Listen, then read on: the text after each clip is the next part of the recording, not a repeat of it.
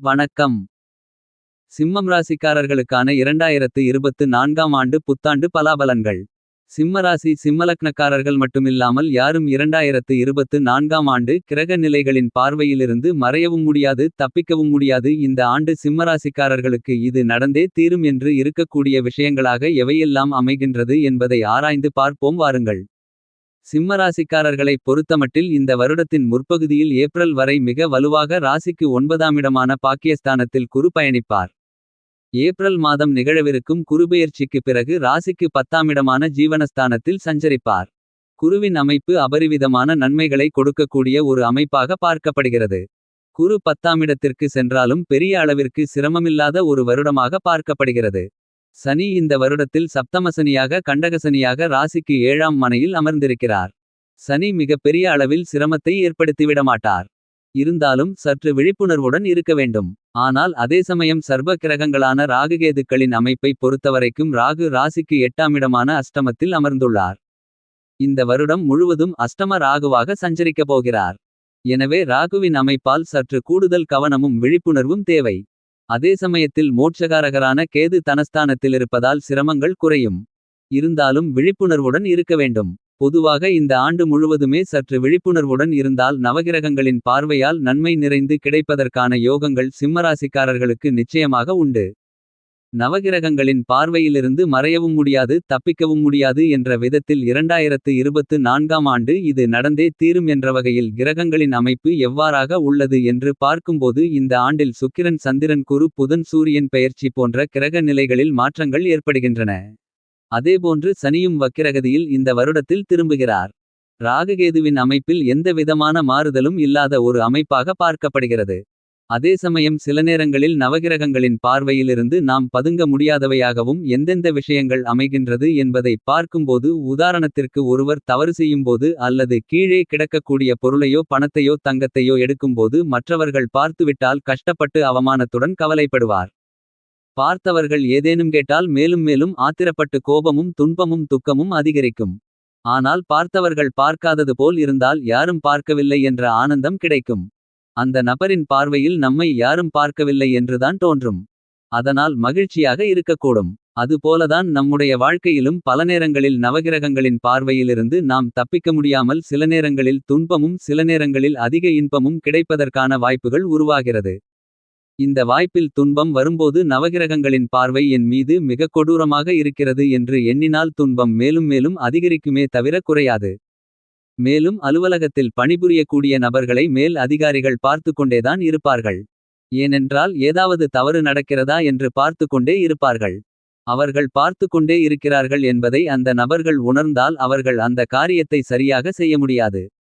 ஆனால் நாம் என்ன செய்தாலும் சரியாகத்தான் செய்வோம் என்று நினைத்து பணியை செய்தால் செய்கின்ற பணியில் சரியான முறையில் வெற்றி கிடைக்கும் தவறு ஏற்படாது. அதேபோன்று இந்த தருணத்தில் நவகிரகங்களின் பார்வையும் நம் மீது கிடைக்கக்கூடிய இந்த தருணங்களை தவிர்க்க முடியாது. எனவே இது நடக்க வேண்டும் என்ற நிகழ்வு இருந்தால் அது நிச்சயமாக நடக்கும். அதே சமயத்தில் கிரக நிலைகளும் நாம் கஷ்டத்தில் விழும்போது நம்மை தூக்குவதற்கான முயற்சிகளில் நிச்சயமாக ஈடுபடும். ஏனெனில் ஒரு குழந்தை வழுக்கி விழும்போது நாம் மிக அருகாமையில் இருந்தால் அந்த குழந்தை விழப்போவதை நாம் உணர்ந்து அந்த குழந்தை விழுவதற்கு முன்பாகவே பிடித்துவிடலாம். ஆனால் தூரமாக இருந்தால் அதை பார்க்கத்தான் முடியுமே தவிர அந்த நிகழ்வை தடுக்க முடியாது. அதேபோன்றுதான் நமக்கு நன்மை தரக்கூடிய வலுவான அமைப்பில் கிரகங்கள் இருந்தால் மிகப்பெரிய அளவில் உதவி செய்யும். இந்த கஷ்டங்களிலிருந்து நம்மை தூக்கிவிட முடியாத ஒரு தொலைவில் இருந்தால் ஒரு சரியில்லாத அமைப்பில் இருந்தால்தான் சில நேரங்களில் அதிகமான துன்பத்தை ஆட்கொள்ள வேண்டிய ஒரு சூழ்நிலை ஏற்படுகிறது. இருந்தாலும் நாம் செய்யும் வேலை என்னவென்று நவகிரகங்களும் நம்மை பார்த்து கொண்டிருந்தாலும் எதையும் திட்டமிட்டு தீர்க்கமாக செய்யப்போகிறேன் என்ற திண்ணமான முடிவு எடுத்தால் நிறைந்த நன்மையும் முன்னேற்றமும் நிச்சயமாக வாழ்க்கையில் கிடைக்கும். ஏனென்றால் இந்த வருடம் ஏப்ரல் மாதத்தில் குருபெயர்ச்சி நிகழவிருக்கிறது. ஏப்ரல் மாதத்திலிருந்து குரு மேஷம் ராசியிலிருந்து விலகி தனது பகை வீடான ரிஷபராசியில் சஞ்சரிக்கவிருக்கிறார். குருவுக்கு ரிஷபம் ராசியின் அதிபதியான சுக்கிரன் வீடு பகை வீடாக பார்க்கப்படுகிறது. குருவுக்கு பகை கிரகமாக இருக்கக்கூடிய சுக்கிரனின் ஆட்சி வீடான ரிஷபம் ராசிக்குள் குரு நுழைகிறார். இருந்தாலும் கோள்சார விதியின் அடிப்படையிலும் அவரது சஞ்சார அமைப்புகளும் சில நேரங்களில் அதீத நன்மைகள் நிச்சயமாக ஏற்படும். ஏனென்றால் குரு நீச்சம் பெறும்போதுதான் வலு இழக்கக்கூடிய ஒரு தருணம் ஏற்படும். குரு பகை மனையில் சஞ்சரித்தாலும் கூட கோள்சார விதியின் அடிப்படையில் நிறைந்த நன்மைகளை அள்ளித்தருவார். மேலும் குருவின் சுப பார்வை அதீதமாக கன்னி விருச்சிகம் மகரம் ஆகிய ராசிகளில் மிக அதிகமாக கிடைக்கிறது. குரு பார்க்கின் கோடி நன்மை என்பதற்கு இணங்க இது மிகப்பெரிய அளவில் பல முன்னேற்றத்தை உருவாக்கி கொடுக்கக்கூடிய அமைப்பாக கருதப்படுகிறது. அதே சமயத்தில் நவகிரகங்களில் மிக அதிகமான மாற்றத்தை ஏற்படுத்தக்கூடிய நடுநிலை கிரகமாக செயல்படக்கூடிய சனி இந்த ஆண்டு முழுவதும் ஆட்சிபலம் பெற்று வலிமையாக கும்பமனையில் பயணிக்கிறார். சனி வக்ரகதியில் ஜூன் மாதத்தில் திரும்புகிறார். நவம்பர் மாதம் 4ஆம் தேதி அவர் வக்ரம் நிவர்த்தி பெற்று சஞ்சரிக்கப் போகிறார். சனியினுடைய சஞ்சார அமைப்பை பொறுத்தவரைக்கும் அவர் ஆட்சிபலம் பெற்று சஞ்சரிப்பது ஒரு வகையில் அதிர்ஷ்டமும் நன்மையும் நிறைந்த அமைப்பாக பார்க்கப்படுகிறது. எனவே சனிபகவானின் நிலையை வைத்து வருத்தப்பட வேண்டிய அவசியம் இல்லை. ராகுகேதுவின் அமைப்பை பொறுத்தவரைக்கும் ராகு அவரது சமகிரகமான குரு பகவானின் ஆட்சி மனையிலும் கேது அவரது சமகிரகமான புதனின் ஆட்சி மனையான கன்னிராசியிலும் சஞ்சரிக்கின்றன. ராகுகேதுவின் அமைப்பை பொறுத்தமட்டில் மிகவலிமை வாய்ந்த சமகிரகங்களாக இருக்கக்கூடிய கிரகநிலைகளின் அமைப்பில் சஞ்சரிப்பதால் ராகுகேதுவால் நிறைந்த மாறுதல்களை சந்திக்கக்கூடிய ஒரு வருடமாக 2024ஆம் வருடம் அமையப்போகிறது. செவ்வாய் பகவானை பொறுத்தமட்டில் தனுசு மகரம் கும்பம் மீனம் மேஷம் ரிஷபம் மிதுனம் மற்றும் கடகம் ஆகிய ராசிகளில் வருடம் முழுவதும் மாறி மாறி பயணிக்கப் போகிறார். இந்த வருடத்தில் செவ்வாயின் அமைப்பு அபரிவிதமான மங்களகரமான நிகழ்வுகளில் இருக்கக்கூடிய தடைகளை போக்கக்கூடிய அமைப்பாக பார்க்கப்படுகிறது. மற்ற கிரகங்களாக இருக்கக்கூடிய புதன் சந்திரன் சூரியன் சுக்கிரன் ஆகிய கிரக நிலைகள் 1லிருந்து 12ஆம் இடம் வரை மாற்றங்கள் அடைந்து அனைத்து ராசியிலும் சஞ்சரிக்கவிருப்பதால் சில நேரங்களில் அபரிவிதமான நன்மைகளையும் சில நேரங்களில் அதீத சிரமங்களையும் சந்திப்பதற்கான வாய்ப்புகள் உருவாகிறது. எனவே அதீத கவனமுடன் விழிப்புணர்வுடன் இருந்தால் பலமடங்கு நன்மைகள் பெறக்கூடிய ஒரு இனிதான தருணமாக இந்த 2024ஆம் ஆண்டு அமையும் என்பதில் சந்தேகமே இல்லை. இப்படி கிரகங்களின் அமைப்பு இருக்க குடும்ப சூழ்நிலைகள் எப்படி அமைகிறது என்று பார்க்கின்றபோது குடும்ப சூழ்நிலையை பொறுத்தமட்டில் சிம்மராசிக்காரர்களுக்கு ஒற்றுமை மேன்மை பெறக்கூடிய ஒரு வருடமாக பார்க்கப்படுகிறது.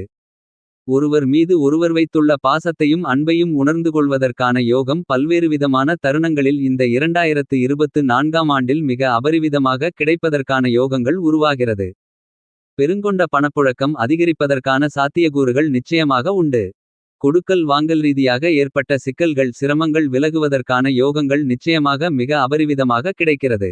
மற்ற கிரகங்களால் ஏற்படக்கூடிய அனைத்து விதமான பாதிப்புகளையும் குரு பலமிழக்க செய்வார்.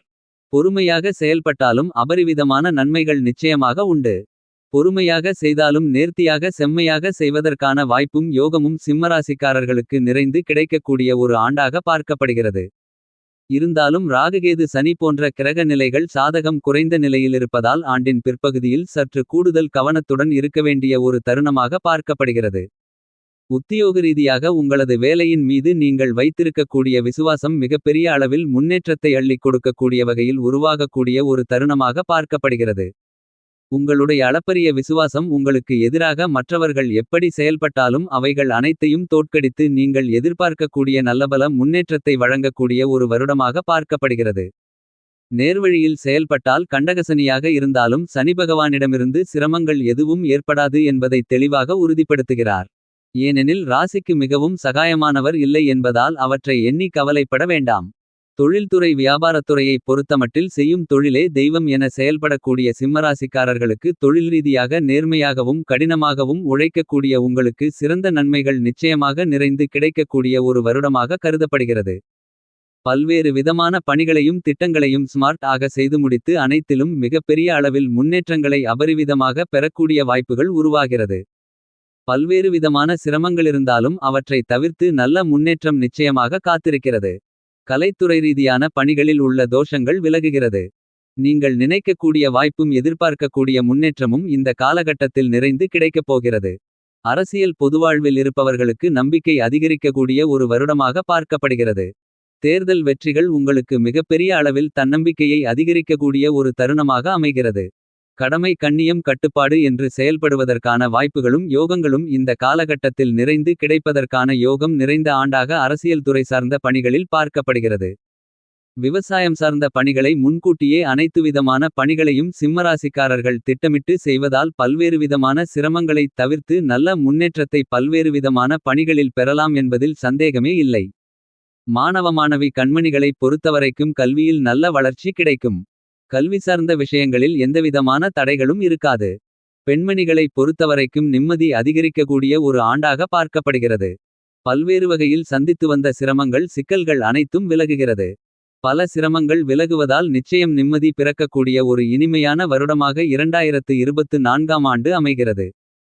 சிம்மராசிக்காரர்களைப் பொறுத்தவரைக்கும் நிம்மதியான தூக்கம் வரக்கூடிய ஒரு ஆண்டாக பார்க்கப்படுகிறது. நிம்மதியான தூக்கம் எப்போது வரும் என்றால் பல்வேறு விதமான சிரமங்களில்லை என்றால் மட்டும்தான் அதற்கான சாத்தியக்கூறுகள் நிச்சயமாக உண்டு. அப்படிப்பட்ட நிம்மதியான உறக்கம் கிடைப்பதற்கான யோகங்கள் இந்த வருடத்தில் கிடைக்கப் போகிறது. எனவே இந்த வருடம் பல்வேறு விதத்தில் மகிழ்ச்சியை அள்ளித்தரக்கூடிய வகையில் சிம்மராசிக்காரர்களுக்கு அமைகிறது. மேலும் இந்த ஆண்டை சாதகமாக மாற்றிக்கொள்ள நிச்சயமாக வாரத்தில் ஏதேனும் ஒரு நாள் விரதமிருந்து அருகாமையிலிருக்கக்கூடிய நவகிரக கோவிலுக்கு சென்று தீபம் ஏற்றி வழிபாடு செய்யுங்கள். நிச்சயமாக நிறைந்த நன்மையும் முன்னேற்றமும் உங்களுடைய வாழ்வில் நிறைந்து இனிதாக கிடைக்கும் என்பதில் எந்தவிதமான சந்தேகமும் இல்லை.